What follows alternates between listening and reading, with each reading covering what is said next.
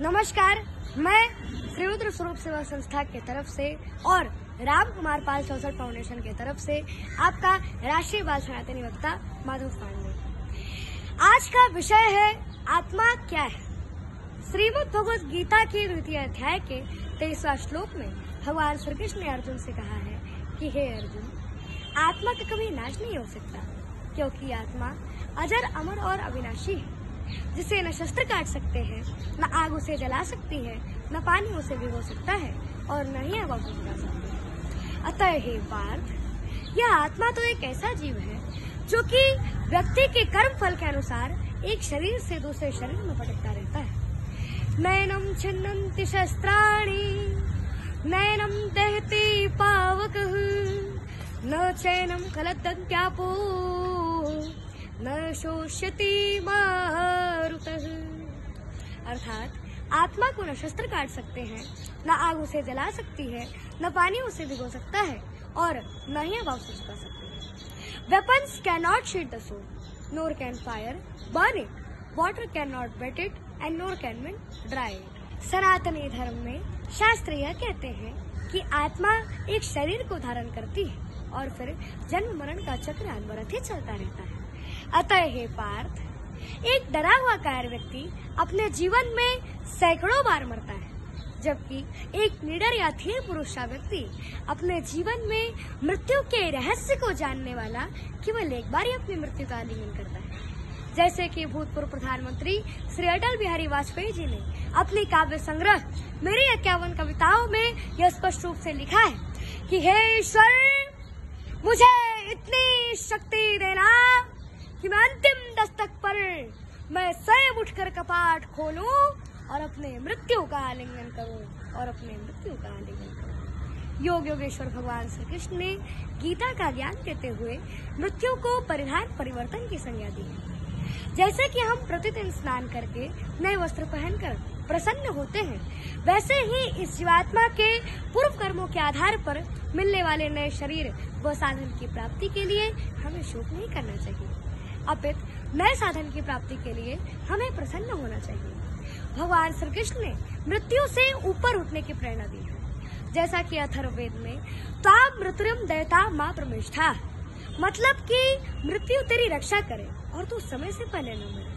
और फिर उत्तवा मृत्योर पीपरम कहकर भगवान ने यह संदेश दिया है कि हे जीवात्मा, मैं तुझे मृत्यु से ऊपर उठाता हूँ। मृत्योर मां पुरुषो दे, अर्थात हे मृत्यु, तू पुरुष को समय से पहले मत मार। गीता में भगवान श्री कृष्ण ने अर्जुन से कहा है कि हे पार्थ, देहधारी के इस मनुष्य के शरीर में जैसे बालपन, जवानी और वृद्धावस्था की प्राप्ति होती है, वैसे ही देहांतर की भी प्राप्ति होती है।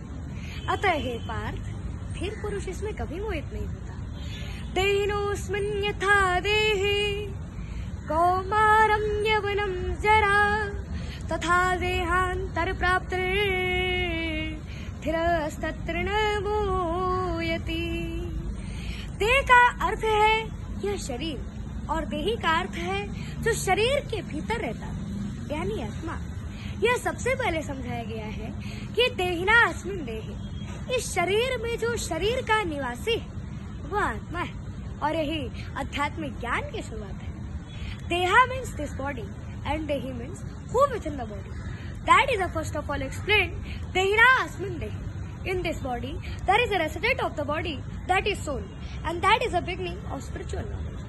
फिर भगवान श्री कृष्ण अर्जुन से कहते हैं कि हे पार्थ, वाशांश जीर्णा नियथा विहाय नवाणि गृह्णाति निरूपणानि तथा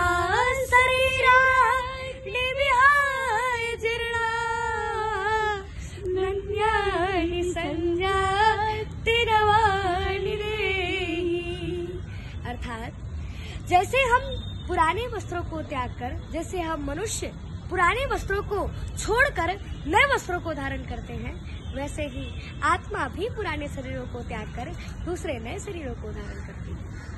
As a person puts on new garments, giving up old ones.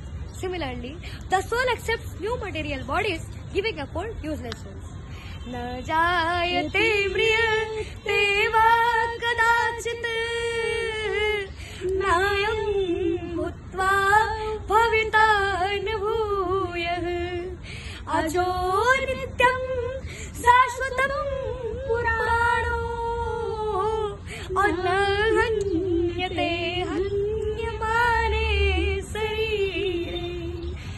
मतलब कि यह आत्मा किसी काल में न जन्म लेता है और ना ही मरता है और ना ही फिर अभाव रूप होने वाला है।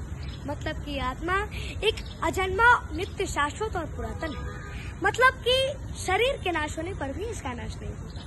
Never is it born and never does it die, nor is it that having come to exist, it will again cease to be. This one is birthless, eternal, undying, ancient.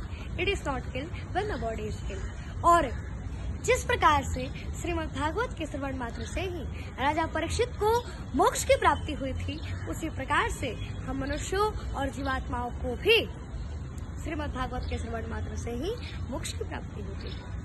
जय जय श्री कृष्णा। राधे राधे।